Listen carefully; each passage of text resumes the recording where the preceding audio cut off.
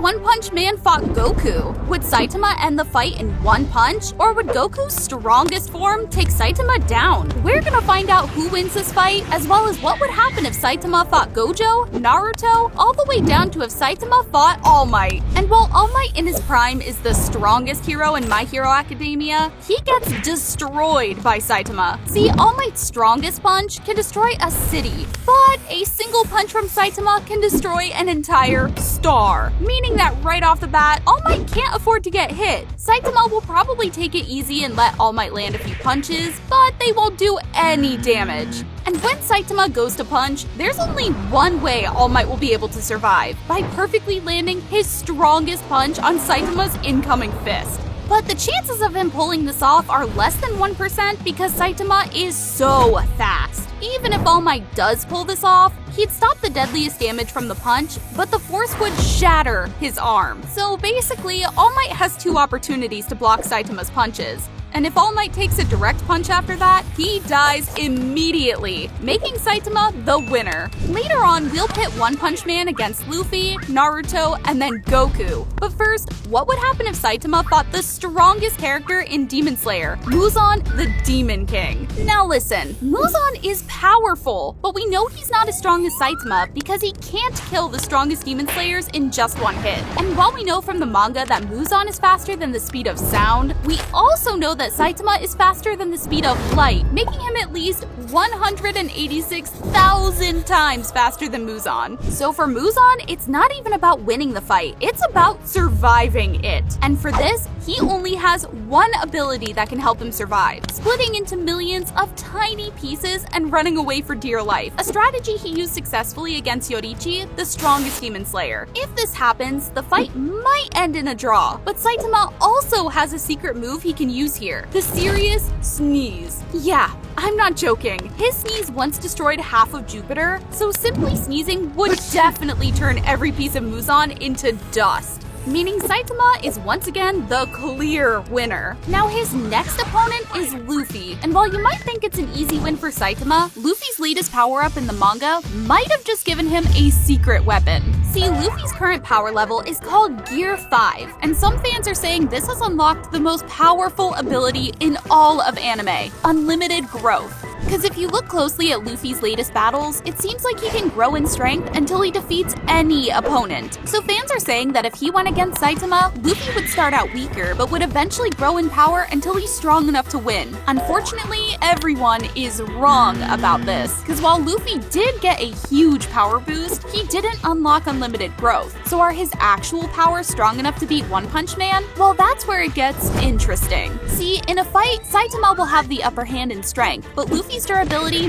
might give him a chance to at least survive. With his latest power-up, he can take hits like a sponge. I mean, Luffy is literally made of rubber, which is perfect against punch attacks. But this is where things take a dark turn, because Saitama's punches are so strong that even if they don't make Luffy explode, the whiplash will end him. So yeah, game over for One Piece's main character. But what happens if Saitama fights Naruto, one of the strongest anime characters of all time? Who would end up winning? Well, let's compare Naruto's and Saitama's strength and speed. First, by the time we reach the end of the series, Naruto is so strong that he can destroy an entire continent. Now, that's not enough to beat Saitama's planet-killing punch, but it puts Naruto closer to winning than anyone else on this list so far. Second, Naruto is really fast. He's able to avoid the fastest attacks in his show, meaning that Naruto is at least faster than the speed of light, which is the closest we've gotten in this video to someone matching Saitama's speed. But Naruto's real strength comes in numbers. With his unlimited pool of chakra, he can summon thousands of clones to attack One Punch Man. Since Saitama can't sense chakra, he wouldn't be able to tell which Naruto is the real one, meaning the real Naruto can unleash some of his strongest attacks, like the super-tailed beast Rasen Shuriken. While this attack is super strong,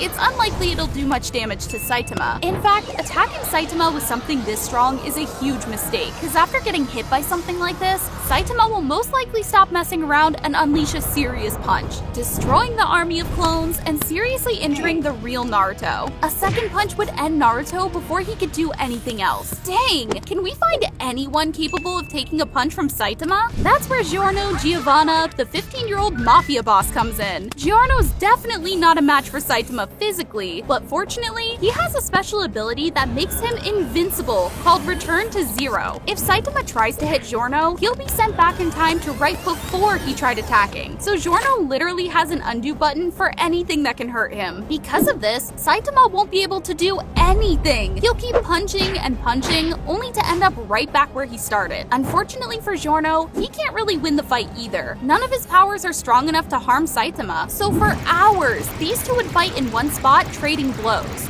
Saitama's punches all get undone, and Giorno's punches don't do any damage. This would get on Saitama's nerves, causing his strength to grow at a crazy rate. But it still wouldn't get him anywhere. At this point, a crowd would be forming. Why is this bald dude fighting a teenager? But these two don't even notice the crowd. They're only focused on the fight. They've wasted so much time already that they both feel like they have to win. Unfortunately, neither will be able to pull it off, and the fight either ends in them giving up or dying of old age. So that leaves Saitama with a record of 4 wins and 1 draw. I think it's time to crank up the difficulty a notch. And that's where fan favorite Satoru Gojo comes in. We gotta start off by talking about the only ability that has a chance to defeat Saitama, Gojo's Limitless. It's like a small barrier around Gojo's body created from cursed energy. The closer an enemy gets to Gojo, the stronger the repulsion will be, meaning that no one can touch him. The craziest part about this technique is that it uses less energy than Gojo's body naturally creates, meaning he can keep this ability up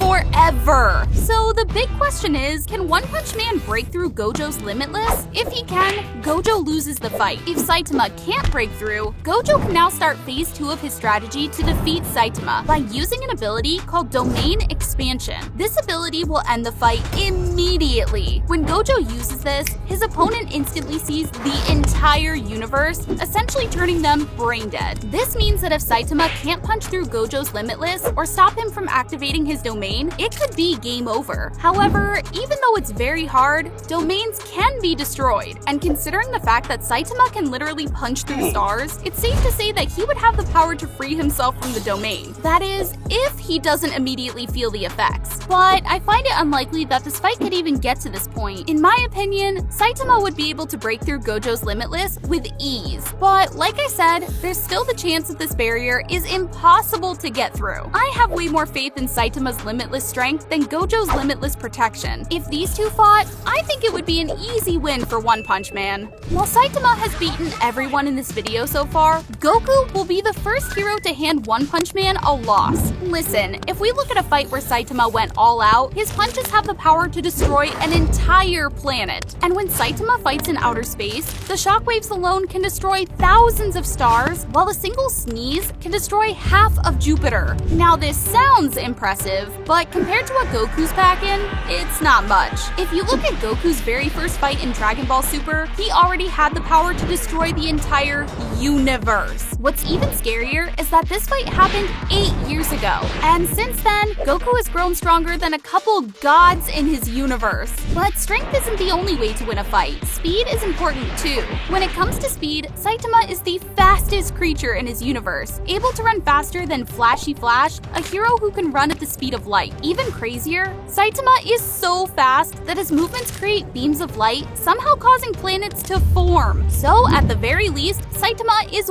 way faster than the speed of light, so there's no way Goku can beat that, right? Unfortunately for Saitama, Goku has a secret trick up his sleeve, a technique called instant transmission that allows him to teleport anywhere instantly. Now some fans say it's not even teleportation, Goku is just so fast that it looks like he's teleporting. But Goku can go even faster. See, in chapter 72 of the Super manga, Goku fights someone who's way faster than his teleportation, and by the end of the fight, he powers up so much that he's able to keep up with his opponent. Okay, so Goku is both stronger and faster than Saitama, meaning that Saitama can only win by turning to his secret advantage. See, the creator of One Punch Man revealed that Saitama's superpower isn't his strength, it's his ability to get exponentially stronger whenever he fights someone more powerful than him. For example, in his ultimate battle against Garo, Saitama starts out way weaker, but the fight lasts so long that he eventually surpasses Garo in strength. So against Goku, Saitama only has a chance to win if the fight drags on. But if Goku decides to go all out right at the beginning, it's game over for Saitama, meaning that in a fight between them,